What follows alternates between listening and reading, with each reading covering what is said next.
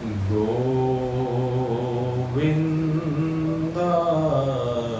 नमो नमः। श्रीकृष्णाय नमो नमः। नारायणाय नमोस्तुते।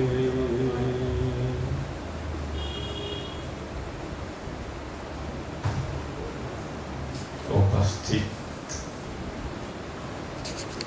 परम सौभाग्यशाली भागवत रस रसिक भागवत प्रेमी सज्जन वृंद,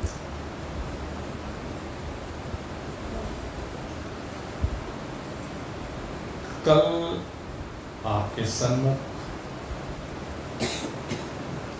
जो चर्चा चल रही थी वह चर्चा प्रणव के विषय को लेकर के, प्रणव की मात्राओं को लेकर के चल रही थी। और कल आपके सन्मुख उन मात्राओं के दूसरे रूप को रखने का प्रयास किया गया था। सामान्यतः तो प्रणव की जो 3 मात्राएं हैं, अकार, उकार और मकार, इन तीनों मात्राओं को लेकर ही, इनके स्थूल रूप को लेकर, इनके सूक्ष्म रूप को लेकर और इनके कारण रूप को लेकर के महान पुरुषों के द्वारा चर्चा की जाती रही है। और उसमें भी जो मुख्य विषय होता है, उन 3 मात्राओं में एक तो जीवत्व को लेकर के तीनों मात्राओं को परिभाषित किया जाता है। दूसरे ईश्वरत्व को लेकर के इन तीनों मात्राओं को निरूपित किया जाता है। जीवत्व को लेकर के जो 3 मात्राएं हैं, उनमें जीव के स्थूल शरीर की बात की जाती है, जो जीव ने धारण किया है। सूक्ष्म शरीर की बात की जाती है और कारण शरीर की बात की जाती है। और फिर तीनों स्थितियों में जीव जहां जहां अभिमान करता है उसकी चर्चा की जाती है। जीव स्थूल रूप से जब हम चर्चा करते हैं तो जीव जब स्थूल शरीर में अभिमान को प्राप्त होता है, तो स्थूल शरीर में अभिमान को प्राप्त होने पर इस जीव की जो उपाधि होती है वह विश्व कहलाती है। यह जो उपाधि है विश्व की, यह व्यष्टि रूपात्मक होती है। इसमें व्यष्टि की चर्चा की जाती है। और इस ब्रह्मांड में जितने भी शरीरों को धारण करने वाले जितने भी जीव हैं, उनका जितना संसार है वह संसार विश्व कहलाता है। और सभी जीवों का जो संसार है वो भिन्न है। किसी जीव के संसार में 100 जीवों को शामिल किया गया है, किसी में 1000 को शामिल किया गया है, किसी में लाखों को शामिल किया गया। सबके देश काल परिस्थिति के अनुसार सबकी अलग अलग परिस्थितियां होती हैं। सबके शरीरों के अलग अलग प्रारब्ध होते हैं, जिनके अनुसार उनके कार्य होते हैं। और उन कार्यों के अनुसार उनके अपने अपने संपर्क में जो भी जीव होते हैं वो उसके विश्व में शामिल होते हैं। और जितने पदार्थ उसके संसार में सम्मिलित होते हैं वो उसका विश्व कहलाता है। तो इस प्रकार से एक जीव का ये सारा व्यष्टिगत विश्व होता है। फिर ऐसे दूसरे जीव की बात की जाती है, ऐसे तीसरे जीव की बात की जाती है, और ठीक इसी प्रकार से मेरे मित्रों जितने भी जीव इस धरा पर हैं उन सभी जीवों की अलग अलग संसार होते हैं, और उन सब संसारों को व्यष्टिगत संसार कहते हैं। जिसमें भी जितना जिसका अभिमान होता है, या दूसरे शब्दों में मैं कहूँ जिसका जितने संसार से संबंध होता है। मान लीजिए शामली में रहने वाले जीवों का संबंध विशेष रूप से शामली के जीवों से ही होता है। इसलिए जितने जीव शामली में रहने वाले हैं उनका जो संसार है उसमें बहुत से जीव कॉमन भी होते हैं। कॉमन से मतलब एक जीव का जितने जीवों से संबंध है, दूसरे जीव का भी उनमें से कुछ जीवों से संबंध हो जाता है, तीसरे का भी उनमें से कुछ से संबंध हो जाता है। तो इस प्रकार से ये व्यष्टिगत सबका अपना अपना एक दायरा कहलाता है, अपना अपना संसार कहलाता है, और इस संसार में वो अभिमान करता है। इस संसार में अभिमान करने से तात्पर्य क्या है? अभिमान करने का तात्पर्य है कि वो इस संसार को अपना मानता है, इस संसार के संबंधियों को अपने मानता है, इस संसार के उन पदार्थों को जो उसके संपर्क में उनको अपना मानता है, ये उसका अभिमान कहलाता है। और ये सब कुछ ही मिला करके विश्व कहा जाता है। और जब ये सारे विश्व एक जगह पर मिला दिए जाए, सारे विश्व एक जगह पर मिला दिया जाए, अर्थात जीवों के जितने भी संसार हैं, प्रत्येक जीव जो अनंत कोटि ब्रह्मांडों में विराजमान है, उनका जितना संसार है उस सारे संसार को एक जगह पर मिला दिया जाए तो उसको हम कहते हैं, क्या कहते हैं उसको? ईश्वर का संसार। वो ईश्वर का संसार है। ईश्वर के संसार में सभी जीवों का संसार आ जाता है। जितनी व्यष्टि है, वो जितना व्यष्टिगत संसार है सब जीवों का, उस सारे व्यष्टिगत संसार को एक जगह पर मिला दिया जाए तो वो सारे का सारा समष्टिगत जो संसार होता है, वह सारे का सारा संसार वह ईश्वर का स्थूल शरीर कहा जाता है, जिसको हम विराट कहते हैं।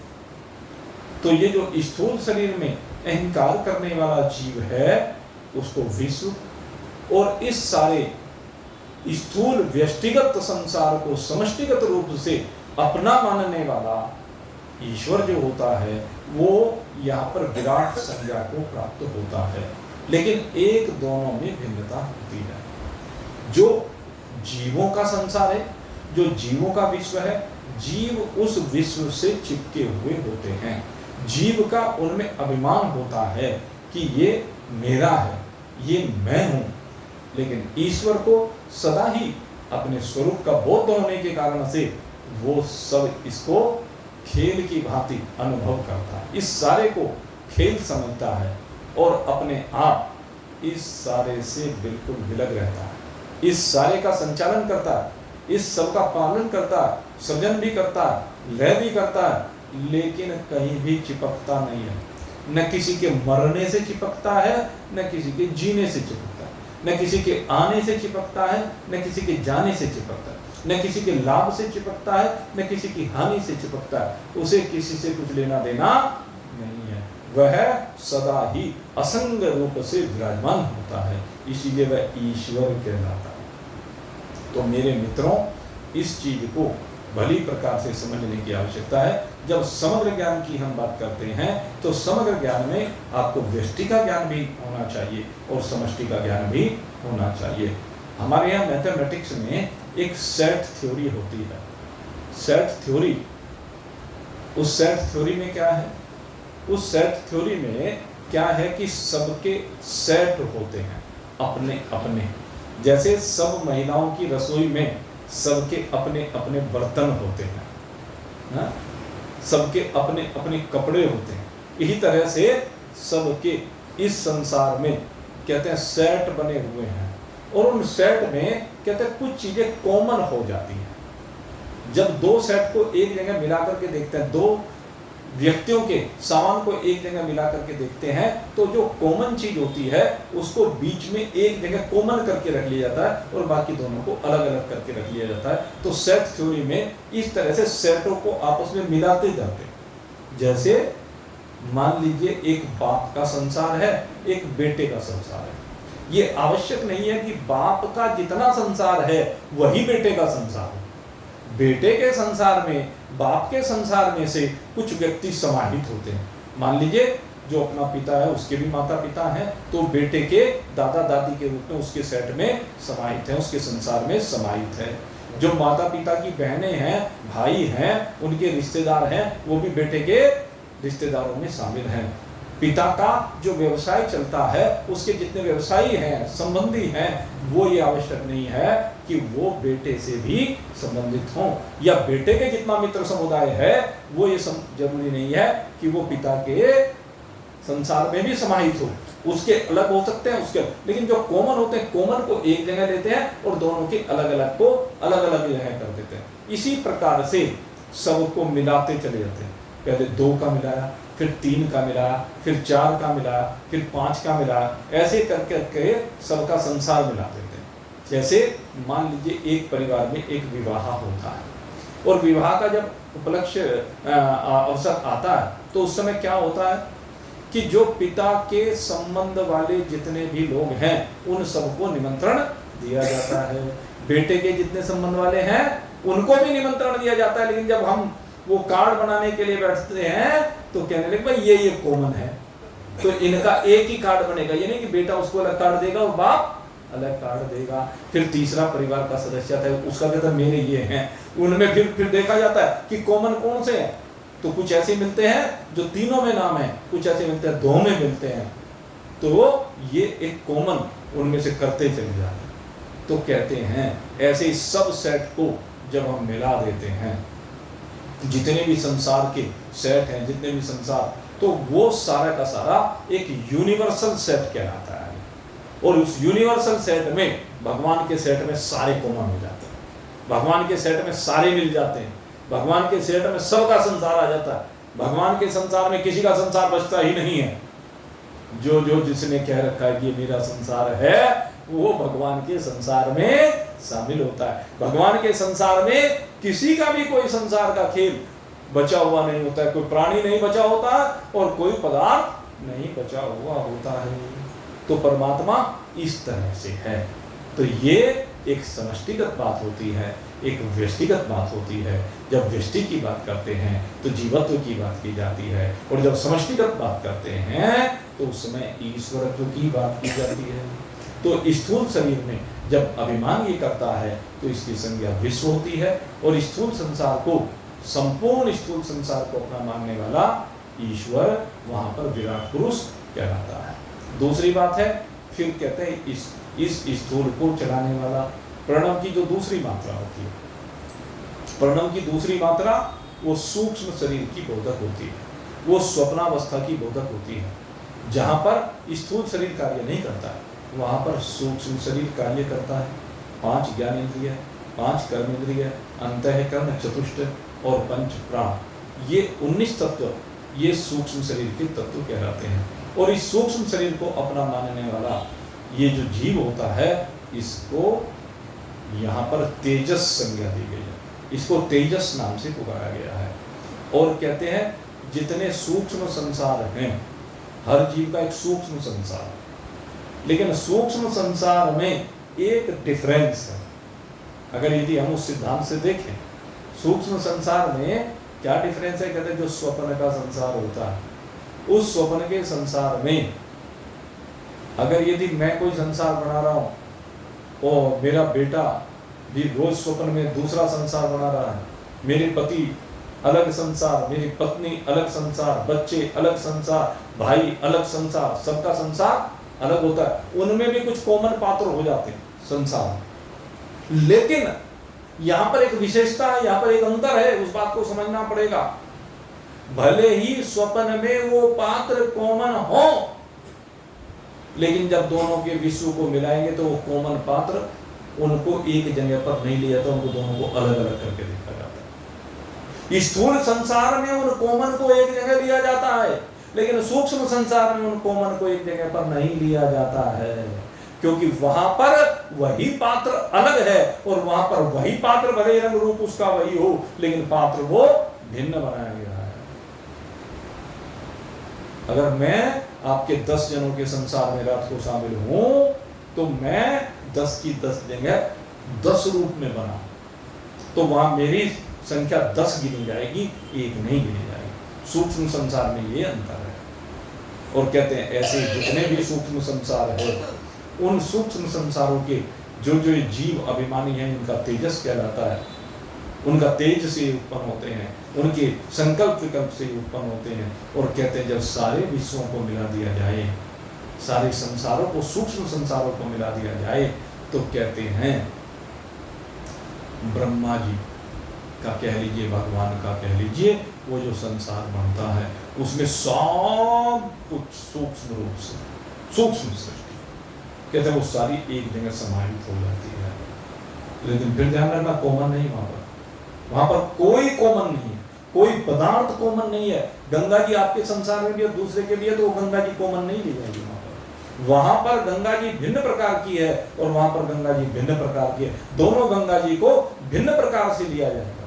तो जो सूक्ष्म संसार की बात हम करते हैं, जब सूक्ष्म व्यष्टि और समष्टि की बात हम करते हैं, तो मेरे मित्रों समष्टि में आकर के ये सारी व्यष्टियां मिल जाती हैं और सारी समष्टि एक रूप हो जाती है। और वो एक रूप जो समष्टि होती है, उसका अभिमानी किसकी दृष्टि में? उसकी दृष्टि में जो ईश्वर जो है, वो जो सूक्ष्म समष्टि है, आगे उस सूक्ष्म समष्टि का अभिमानी हिरण्यगर्भ कहा जाता है। यहाँ पर एक बात मैं और बता दूं, स्थूल शरीर में मैंने आपसे क्या कहा कि ईश्वर सदा ही उसको अपने से विलग रखता है, ईश्वर सदा ही असंग रखता है। ऐसे हिरण्यगर्भ में भी ये कहा गया है कि सूक्ष्म सृष्टि का समष्टिगत रूप से अभिमानी चेतन वो हिरण्यगर्भ कहलाता है। तो वहां पर ईश्वर का अभिमान नहीं है, ये भी मैं आपको बता दूं। ये अभिमान भी जीव का है। विश्व जो व्यष्टि में है, उसका अभिमान भी जीव ही करता है, और समष्टि में जो कहता है कि विराट पुरुष है, ये भी जीव का ही अभिमान है, ये भी जीव की ही दृष्टि है। तेजस भी जीव की दृष्टि है और हिरण्यगर्भ भी जीव की ही दृष्टि है। इस बात को समझने की आवश्यकता है। ये सूक्ष्म जितना भी जगत है, ईश्वर का इनकार कहीं नहीं, क्योंकि ईश्वर को सदा ही अपने स्वरूप का बोध है, और अपने स्वरूप का बोध होने के कारण से वो इस सब को जानता भी है, इस सब को मानता भी है, ये सब उससे प्रकट भी होता है, इस सब में परमात्मा रहता भी है। जो भी कुछ पंचभूतात्मक यहाँ पर प्रकट हुआ है, उस पंचभूतात्मक में सदा ही ईश्वर निवास करता है। किस रूप में रहता है? लेकिन वो जैसे कल आपको बताया, रसो अहम अप्सु, कहते मैं रस रूप में हूं, जल नहीं हूं, रस हूं मैं प्रभा हूं, प्रभास्मि शशि सूर्ययो, मैं प्रभा हूं किसकी? कहते सूर्य और चंद्रमा की, अग्नि का तेज मैं ही हूं। क्या हूं? तेजश्चास्मि विभावासो, अग्नि में जो तेज है वो भी मैं हूं, अग्नि नहीं हूं, अग्नि का तेज हूं। पुण्यगंधा पृथिव्याम च, और पृथ्वी में जो गंध है, पृथ्वी नहीं, पृथ्वी की गंध में ही, गंध से ही पृथ्वी उत्पन्न होती है, इस तेज से ही अग्नि उत्पन्न होती है, इस रस से ही जल उत्पन्न होता है, उस प्रभा से ही सूर्य और चंद्रमा प्रकट होते हैं।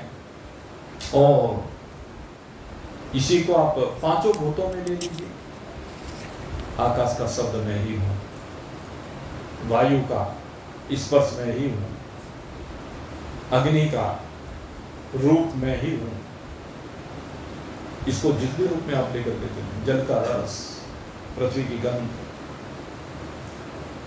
का, फिर पांचों ज्ञानेंद्रियों में ले लीजिए, पांचों कर्मेंद्रियों में ले लीजिए, अंतःकरण चतुष्ट में ले लीजिए, पांचों प्राणों में ले लीजिए, तो उनका जो सार तत्व है, परमात्मा कहता है मैं इसका सबका सार हूं। ये स्थूलता सूक्ष्मता जो भी भास रही है वो मेरा संकल्प है, संकल्प से भास रही है, लेकिन संकल्प से भासने पर भी मैं उस संकल्प से बिल्कुल विरहित हूँ, मैं अपने संकल्प में फंसा हुआ नहीं हूँ। भगवान का संकल्प क्या? एक ओम बहुश्याम है, एक ओम बहु प्रजाये, ये भगवान का संकल्प है। जीव का संकल्प भी इसी प्रकार का है, जीव भी रोज यही करता है, एक ओम बहुश्याम है, मैं एक से अनेक हो जाऊं, और इसी के कारण से उसके पुत्र पैदा होते चले जाते हैं, पुत्री पैदा होती चली जाती है, बहुएं आ जाती है, दामाद आ जाते हैं, पोते धोते आ जाते हैं, सब ये सब क्या है? एको हम बहुश्याम है, और एको हम बहु प्रजाये, और मैं एक ही बहुत प्रकार के सामान को उत्पन्न करने वाला बन जाऊं। दुकान पे जाता है तो दुकान पे क्या होता है? पहले दुकान में 1 लाख का माल है, कहने मेरी दुकान में एक के लिए 10 लाख का माल हो जाए, 10 लाख का माल हो जाएगा तो और ज्यादा बिकेगा, फिर 10 का हो गया कि 50 का हो जाए और ज्यादा बिकेगा। क्या है? वृद्धि की तरफ चलता है। एको हम बहु प्रजाये है, बहुत प्रकार की उत्पत्ति, तो धर्म है, लेकिन यहाँ अंतर क्या है? कहते हैं ईश्वर की सृष्टि जब विस्तार को प्राप्त होती है, ईश्वर उस सृष्टि के विस्तार में कहीं चिपका हुआ नहीं है, लेकिन जीव पूरी तरह से चिपका हुआ है। बताओ दुकान पे चिपका हुआ है कि नहीं है? व्यापार से चिपका हुआ है कि नहीं है? मोह के द्वारा संसार के संबंधियों से चिपका हुआ के है कि नहीं है? सब चिपके हुए हैं। तो ये दोनों में अंतर है, इसलिए कहा कि ये अभिमानित जीव ही है भाई, समष्टि में भी और व्यष्टि में भी। समष्टि का भी जो अहंकार करता है, समष्टि में भी जो भगवान के जितने रूप कल्पे हैं ना, उसने स्थूल रूप से भगवान को विराट बनाया तो ये जीव ने बनाया, सूक्ष्म रूप से भगवान को जो हिरण्यगर्भ बनाया वो जीव ने बनाया। और अब कारण की मैं बात करूं, कारण माने विभिन्न प्रकार की प्रकृतियां, जो विभिन्न प्रकार की प्रकृतियां हैं, सतोगुणी, रजोगुणी, तमोगुणी, ये 3 प्रकार की प्रकृति जिसके द्वारा सारा खेल हो रहा है, जिसके द्वारा सात्विक कार्य भी होते हैं, राजसी भी होते हैं, तामसी भी होते हैं, जिसके द्वारा ज्ञानवर्धक कार्य भी होते हैं, जिसके द्वारा सेवा के कार्य भी होते हैं, जिसके द्वारा आपके अंदर दया का भाव भी आता है, ये सब सात्विक वृत्तियां हैं। जिसके द्वारा आपकी वृत्तियां निरंतर भोगों में जाती हैं, अच्छे अच्छे कपड़े पहनने में जाती है, अच्छा स्वादिष्ट भोजन करने में जाती है, आपका मकान सुंदर बनाने में जाती है, सब कुछ सुंदर करने में, सब कुछ वृद्धि करने में जो आपकी मानसिकता जाती है, तो वो क्या है? वो राजसी भाव है। और जब आप दूसरे को हानि पहुंचाने चाहते हैं, दूसरे को कष्ट देना चाहते हैं, दूसरे का विनाश करना चाहते हैं, तो ये जो विनाशक प्रकृति हावी होती है, तमोगुण हावी हो जाता है। तो तीनों प्रकार की जो प्रकृति है, भिन्न भिन्न समय पर भिन्न भिन्न प्रकृति दृष्टिगोचर होती है, यही कारण प्रकृति है।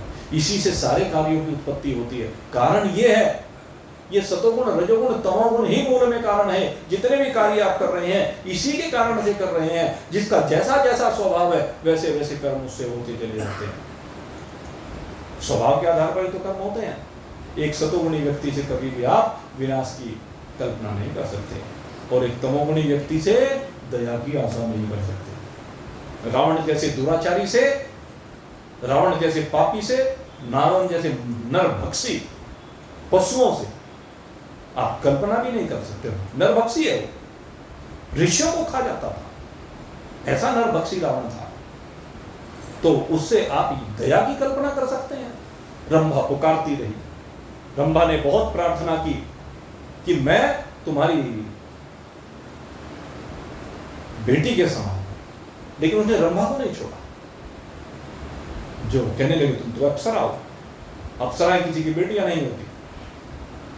तो ऐसा दुष्ट पापाचारी, और इसीलिए उसको फिर कुबेर के पुत्र नल कुबेर ने उसको शाप दिया कि अगर यदि तू अपनी किसी स्त्री की इच्छा के बगैर उसको छुएगा तो तेरे सर के 1000 टुकड़े हो जाएंगे। ये शाप उसने तब दिया था। वेदवती उसको शाप दे करके मरी। वेदवती एक तपस्विनी थी, उसने भी उसको शाप दिया। अरे दुष्ट पापी, उसने वेदवती के केस पकड़ लिए थे, इसलिए उसने वहीं अपने तप के बल से अग्नि प्रकट की और अपने आप वो वहीं उस योगाग्नि के द्वारा अपने शरीर को भस्म कर दिया और कहा कि मैं ही तेरी मौत का कारण बनूंगी, और वही आगे जाकर के सीता जी बन करके आई। वो वेदवती सीता के रूप में फिर अवतरित हुई है। तो कई कथाएं आती हैं। अगले जन्म में भी वेदवती के बारे में रावण को पता चल गया तो उसका छोटी सी कन्या का हरण करके लिया, ला करके समुद्र में फेंक दिया, और जब समुद्र में फेंक दिया गया तो उसके बाद वो समुद्र के रास्ते धरती में प्रविष्ट हो गई सीता जी। और फिर वही सीता जी जब जनक जी ने हल चलाया तो उनके हल से टकराई और तब सीता जी का प्रादुर्भाव हुआ, वेदवती सीता जी बनकर गया। तो ऐसे रावण जैसे दुराचारी पापी से कोई भी दया की अपेक्षा करे संभव नहीं है। अपने भाई को नहीं छोड़ा उसने, कुबेर जो उसका भाई है, और उससे राज्य छीन लिया, उसका पुष्पक विमान छीन लिया, उसको बेचारे को भाग करके भगवान शंकर की शरण में जाना पड़ा कैलाश पर। और वहीं पर फिर भगवान ने उसके लिए अलकापुरी का निर्माण किया। अलकापुरी में एक लोकपाल होते, इंद्र को उसने नहीं छोड़ा, यमराज को उसने नहीं छोड़ा, यमराज के ऊपर भी जाकर के चढ़ गया। वो तो फिर यमराज से, यद्यपि यमराज अपने काल दंड से रावण को मार दे सकते थे, लेकिन ब्रह्मा जी बीच में आ गए कि मेरे वचन की लाज है, क्योंकि मैंने तुम दोनों को वचन दिया होगा। वहां पर भी इस तरह का प्रकरण आता है कि कुबेर वो क्या नाम, जब काल के ऊपर चढ़ाई की रावण ने तो अधमरा हो गया, बुरा हाल हो गया। उस समय कालदंड लेकर के मारने को उद्यत हुए यमराज, तो ब्रह्मदेव प्रकट हुए, कहने लगे अगर यदि आज कालदंड के द्वारा तुमने इसे मार दिया, क्योंकि मैंने ही तुम्हें कालदंड दिया हुआ है और इस कालदंड के प्राप्त से कोई भी जीव बच नहीं सकता है, ये तुम्हें वरदान दिया हुआ है और मैंने इस रावण को वरदान दिया हुआ कि कोई भी देवता तुम्हें मार नहीं सकता। तो कहने दोनों तरफ विपरीत परिस्थिति बन गई, अब एक वचन झूठा करना पड़ेगा, इसलिए यमराज को फिर वहां से अंतर ध्यान करा ब्रह्मा जी। तो उसने किसी को नहीं छोड़ा, किसी को नहीं बख्शा, सारी व्यवस्थाओं को खराब कर डाला। ऐसे दुराचारी पापी नरभक्षी, उससे आप दया की अपेक्षा नहीं कर सकते। कितने ऋषियों को कच्चा चबा करके खा गए, उसने छोड़ा नहीं किसी को, बहुत बुरा हाल। और सात्विक व्यक्ति अगर हम किसी की बात करें, वेदवती के अंदर इतनी शक्ति सामर्थ्य थी, वो चाहती तो रावण को वहीं जला करके भस्म कर सकती थी, वो इतनी बड़ी तपस्विनी थी। लेकिन उसने कहा कि मैं अपने शरीर से किसी का भी अधर्म के नहीं करूं, और साथ साथ ये भी कहा कि मैं तुझे साप भी नहीं देती। वेदवती ने साप तक देने से मना कर दिया, क्योंकि सात्विक प्रकृति संत ने छोड़ा, संत ही कोटिक मिले संत, ये प्रकरण आता है। तो ये प्रकृति की बात है भाई, जो राक्षस होता है उसकी राक्षसी प्रकृति होती है, जो देवता होता है उसकी दैविक प्रकृति होती है, वो अपनी प्रकृति को छोड़ता नहीं। कभी कभी अपवाद कभी कभी देखा गया है कहीं। तो भाव कहने का क्या, ये जो तीसरी हम बात कर रहे हैं तीसरी मात्रा की, ये कारण मकार रूप से ये समस्त कार्यों का कारण है, सारे कार्य इसी से होते हैं, इसी के द्वारा सब कुछ हुआ है। इस सृष्टि का जो सृजन हुआ है वो सारा का सारा इसी के द्वारा होता है। तो मेरे मित्रों, इस प्रकार से तीन मात्राएं, इसमें व्यष्टिगत रूप में जीव इस कारण शरीर में जब अभिमान करता है तो वो अपने आप को प्राज्ञ कहता है, और ईश्वर को ईश्वर कहता है। वहां पर भगवान की तीसरी कारण शरीर में जब वो व्यष्टिगत से समष्टिगत की ओर जाता है तो ईश्वर की जो उपाधि ईश्वर रूप से स्वीकार की गई है, तो तीन उपाधि ईश्वर की है। स्थूल रूप में विराट है, सूक्ष्म रूप में हिरण्यगर्भ है, और कारण रूप में क्या है, ईश्वर है। और जीव की तीन उपाधियां विश्व, तेजस और प्राज्ञा। तो इस प्रकार से तीन मात्राएं, और ये तीनों मात्राएं एक जागृत अवस्था का प्रतिनिधित्व करती है, एक स्वप्न अवस्था का प्रतिनिधित्व करती है, और एक सुसुप्ति अवस्था का प्रतिनिधित्व करती है। जो स्थूल स्थिति है वह जागृत अवस्था की प्रतीक है, जो सूक्ष्म स्थिति है वह स्वप्नावस्था की प्रतीक है, और जो सुसुप्ति की बात की गई है वो कारण अवस्था है। तो इस प्रकार से ये तीन मात्राएं सामान्यतः कही जाती हैं, लेकिन कल आपके सामने जो विषय रखा गया था वो भिन्न प्रकार से रखा, एक नए रूप में आपके सामने उन मात्राओं को रखा, मात्राओं की मात्रा। कल हमने जो आपको विषय रखा था उसमें क्या, इन जो तन्मात्राएं हैं इनकी मात्रा, उनको आप कैसे, किस पैमाने से तोल सकते हैं, किस तरीके से समझ सकते हैं, इस बात को कल आपको समझाने का प्रयास किया गया था। तो अब तक हमने चर्चा की मात्राओं की। भगवान कहते हैं प्रणवः सर्ववेदेषु, कहते हैं जो सब वेदों का सार है वो क्या है? प्रणव है। और प्रणव दो रूपों में सार है। कहते हैं एक तो प्रणव का वो रूप है जो व्यक्त है, और एक प्रणव का वो रूप है जो अव्यक्त है। प्रणव का जो व्यक्त रूप है वो अकार उकार मकार रूप से, वो जागृत स्वप्न सुषुप्ति के रूप में, वो स्थूल सूक्ष्म कारण के रूप में है। ये तो प्रणव का व्यक्त रूप है। इसको आप ये भी कह सकते हैं ये अपरा प्रकृति और परा प्रकृति दोनों। ये मत समझना कि परा प्रकृति, परा भी इसी में है। अपरा प्रकृति और परा प्रकृति ये दोनों रूप ये व्यक्त रूप है, और ये मात्रिक रूप कहलाता है प्रणव का। ये मात्रिक रूप है, ये कल्पित रूप है, ये संकल्पित रूप है। और जिस समय अपने स्वरूप का बोध हो जाता है, अपने स्वरूप का बोध हो जाने के बाद ये मात्रिक प्रकृति परा या अपरा, निमित्त या उपादान, ये कहीं भी ठहरती नहीं है। बहुत बड़ी बात बताओ, ये कहीं भी रहती नहीं है। फिर जब अपने स्वरूप का बोध हो जाता है तो अपने स्वरूप का बोध होने पर न परा रहती, न अपरा रहती, न निमित्त रहता, न कारण रहता, न विराट हिरण्यगर्भ ईश्वर विश्व तेजस प्राज्ञ है। ये सब का सब कुछ नहीं रहता, क्योंकि ये सारा व्यक्त है। ईश्वर भी व्यक्त रूप है। हम लोगों को सबसे बड़ी समस्या कहाँ आती है? वेदांत के ज्ञान में। जो वेदांत की और बढ़ते हैं ना आगे, लेकिन जीवन भर भक्ति की है, जीवन भर दूसरे का सहारा लिया है। तो जब वेदांत में बताया जाता है कि ईश्वर जो व्यक्त रूप में ईश्वर है, उसकी बात नहीं कर रहा, व्यक्त ईश्वर कि तो वो भी लय हो जाता है। वो भी व्यक्त रूप जब तक रहता है, ज्ञान होने के बाद वो ईश्वर भी लय को प्राप्त हो जाता है। तो हजम नहीं होके देता, बड़ा डर लगता है, बड़ा भय लगता है, कहीं ईश्वर नाराज ना हो जाए, कभी ईश्वर का अपमान ना हो जाए। मूर्ख हैं वो लोग। मैं बिल्कुल सीधी बात करता हूँ। वो लोग कौन है? मूर्ख, अल्पज्ञ, ना समझ है, भूले हुए हैं, समझ ठीक नहीं है। अरे ये बात कौन समझा रहा है पहले ये तो बताओ। ये जो भी बात समझा रहा है ये ईश्वर ही तो समझा रहा है, कोई दूसरा समझा रहा है क्या? इस सबको समझाने वाला ईश्वर ही है। व्यक्तादिनि भूतानि व्यक्तमध्यानि भारत, व्यक्तमेव तत्र का परिदेवनः। भगवान कहते मैं अव्यक्त हूं। अरे भगवान ही तो कह रहा है मैं अव्यक्त हूं। जब वो अपने को अव्यक्त कह रहा है, फिर तुम व्यक्त को लय करते हुए क्यों डर मान रहे हो, क्यों डरते हो? इसमें डरने वाली बात कहां से आ गई? अरे जिस समय व्यक्त से अव्यक्त में आ जाओगे, अमात्रिक हो जाओगे, ये सारी मात्रा हट जाएंगी, सारे संकल्प विकल्प हट जाएंगे, सब निमित्ता और उपादान कारणता सब निकट जाएगी। न कारण रहेगा न कार्य रहेगा।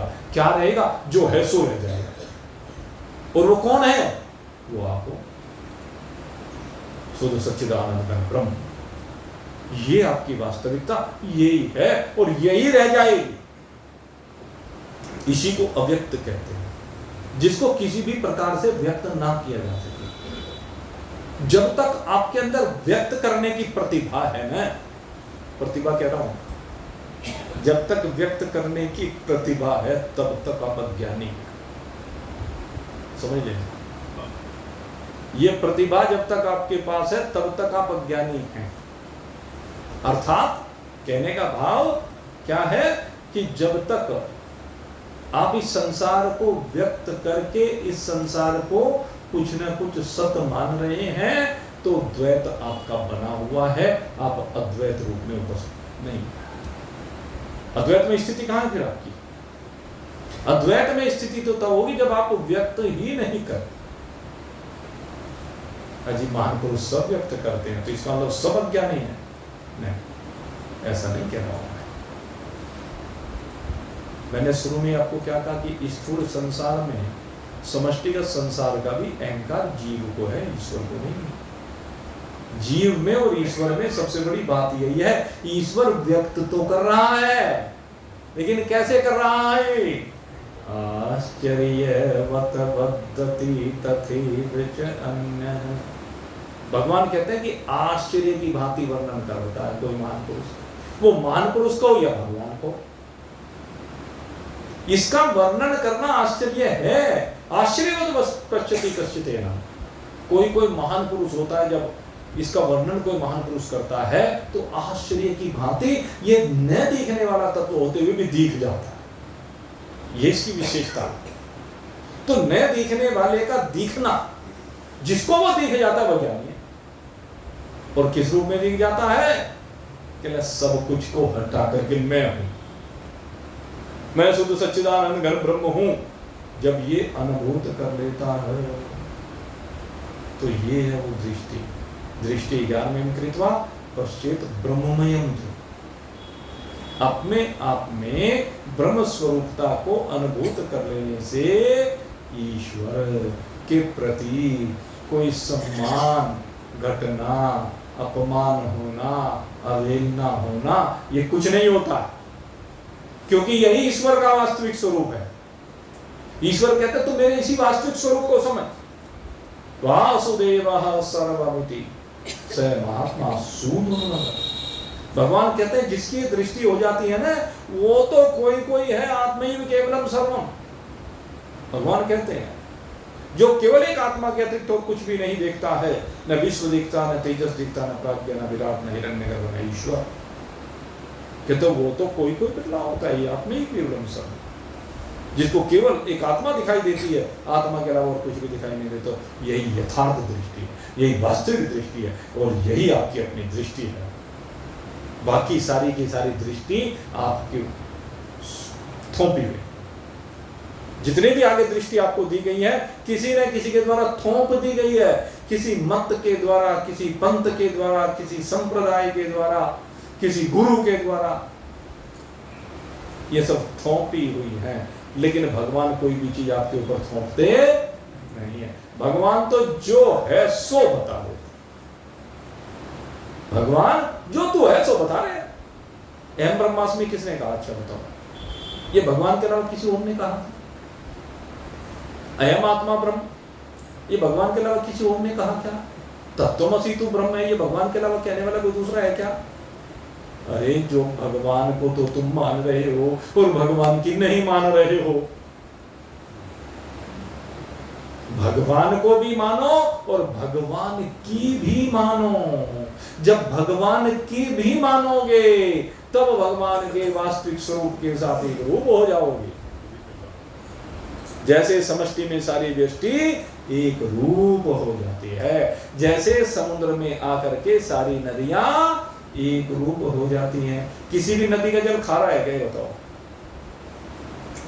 जितनी भी संसार में नदियां हैं, हमें तो भाई किसी नदी का जल खारा लगा नहीं आज तक। स्वाद में हो सकता है थोड़ा सा परिवर्तन कहीं हो, लेकिन किसी का खारा लगा हो नमक की तरह से लगा क्या आपको? पर फिर समंदर क्यों खारा है? देखो क्या खेल है, ये कितना विचित्र खेल है। समंदर खारा है, जल नदियों का मीठा है, मीठा जल समंदर में आकर के खारा बन जाता है, और सबका बन जाता है, सारी एक हो जाती है, सब अपनी स्वाद भूल जाती हैं, सबका स्वाद एक हो जाता है। ऐसे जब आप एक परमात्मा के साथ एक रूप हो जाते हैं तो जैसे सारी नदियां केवल समंदर हो जाता है, हो जाती हैं, ऐसे ही आप जब परमात्मा के साथ मिल जाते हैं तो सारे के सारे परमात्मा ही हो जाते हैं। यही वास्तविकता। इसी वास्तविकता को समझना है। जितने भी प्रकार के आभूषण है सारों को लगा दीजिए तो सारे के सारे आभूषण एक ही सोना हो जाए। होंगे कि नहीं? गलाने पर एक सोना रहेगा, अलग रहेगा ही नहीं। ऐसे मेरे मित्रों यही है वो व्यक्त रूप। जिसको उदाहरण दे करके महान पुरुष इशारों में प्रयास तो करते हैं, लेकिन सीधे सीधे समझा नहीं जा सकता कि परमात्मा ऐसा है, क्योंकि परमात्मा ऐसे और वैसे दोनों से परे।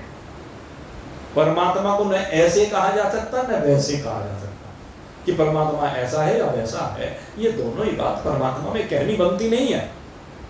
परमात्मा तेरे ऐसे और वैसे सबसे पृथक है, सबसे विलग है, सबसे भिन्न है और सबसे दिव्य है। कैसा है वो? दिव्य है। भगवान ने स्वयं कहा, जन्म कर्म च मे दिव्यम एवं यो वेति तत्त्वतः।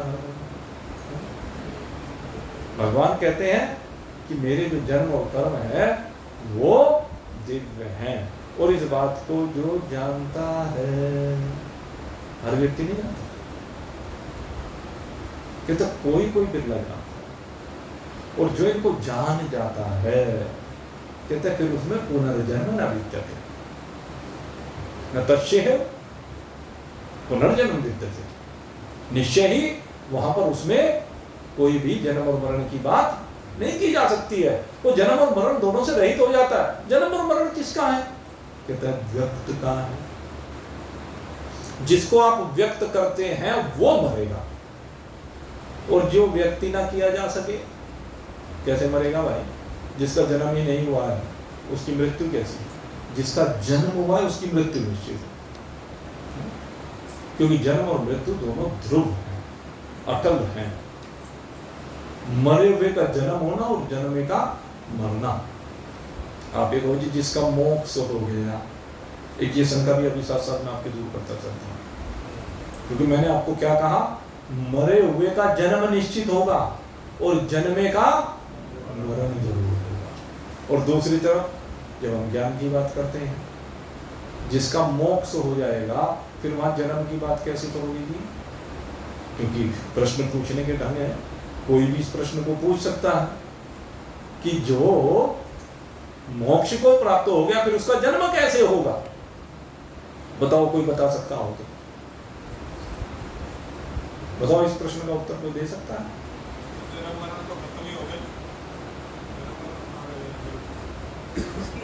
आत्मा तो परमात्मा में लीन हो जाएगी और शरीर 25 लोकों में लीन हो जाएगा।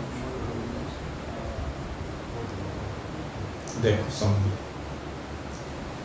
जिसका मोक्ष हो जाता है वो मरता ही नहीं है। मोक्ष होने का मतलब ही यही है। मोक्ष होने का मतलब क्या? वो मरता ही नहीं है, उसे अपने स्वरूप का बोध हो गया। मोक्ष को शरीर का तो होगा नहीं, मोक्ष शरीर का होता ही नहीं है, इसलिए वो मरता ही नहीं है। और जो मरता नहीं है उसका जन्म कैसे होगा? लेकिन जो मरेगा सो अज्ञान के कारण मरेगा। जब ज्ञान हो गया तो फिर मरने की कल्पना ही नहीं है, उसमें जीने की भी नहीं रही। ये कहा जा सके कि वो अपने आप को जान गया। हाँ, तो अपने आप को जान के तो मोक्ष इसी का नाम है। जब आप अपने आप को जान जाते हैं कि मैं ब्रह्म हूं, तो फिर किसका जन्म और किसका मरण? आप आत्मा है, आप ब्रह्म है। ब्रह्म में जन्मना है ना मरना है। जन्मना और मरना शरीरों में है, जन्मना और मरना जीवत्व में है। और जब जीवत्व समाप्त होकर के परमात्मा तत्व में एकता हो जाती है तो फिर जीवत्व रहता, न ईश्वरत्व रहता, न जगतत्व रहता, तीनों समाप्त हो जाते हैं। फिर तो बस आप ब्रह्म हैं, ब्रह्म के अतिरिक्त और कुछ भी नहीं है। तो इस प्रकार से कह रहे हैं प्रणवः सर्ववेदेषु। कहते हैं हे अर्जुन, दोनों चीजें, जो व्यक्त है वो भी मैं ही हूं और जो अव्यक्त है वो भी मैं ही हूं। प्रणव की दोनों बातें, एक मात्रिक व्यक्त और अमात्रिक अव्यक्त, कहते दोनों मैं ही हूं। अव्यक्त में ही ये व्यक्त की प्रतीति अज्ञान से हो रही, और किसको हो रही है? कहते मुझे नहीं हो रही। परमात्मा कहते हैं कि मुझे नहीं हो रही। किसको हो रही है? कहते हैं जीव को हो रही है। जो भी कुछ खेल है वो सारा जीव का है, परमात्मा का कोई खेल नहीं, क्योंकि परमात्मा को सदा ही अपने स्वरूप का बोलते हैं। ईश्वर को सदा अपने स्वरूप का बोध है, ईश्वर कभी अपने स्वरूप से बाहर नहीं है। फिर कुछ ही होता रहे, आकाश में कितने ही दावानल प्रकट हो जाए, आकाश पे कुछ फर्क पड़ता है क्या? ऐसे ही परमात्मा में कितने ही ब्रह्मांड प्रकट हो जाए, कितने ब्रह्मांड लय हो जाए, वो चकनाचूर हो जाए, कितनी उल्कापात हो जाए, दावानल समुद्र में उफान आ जाए, तूफान चलने लगे, लेकिन उसके ऊपर कोई प्रभाव पड़ता नहीं है। ऐसे ज्ञानी के ऊपर किसी भी घटना का कोई प्रभाव पड़ता नहीं है। ज्ञानी सदा ही असंग रहता है। तो ये असंगता ही आपका अपना वास्तविक स्वरूप है। आप अपने स्वरूप में विराजमान होकर के आनंद बनाइए। इन्हीं सुभावों के साथ आज का सत्संग अब यहाँ पर विश्राम को प्राप्त हो रहा है। बोलिए सच्चिदानंद भगवान की।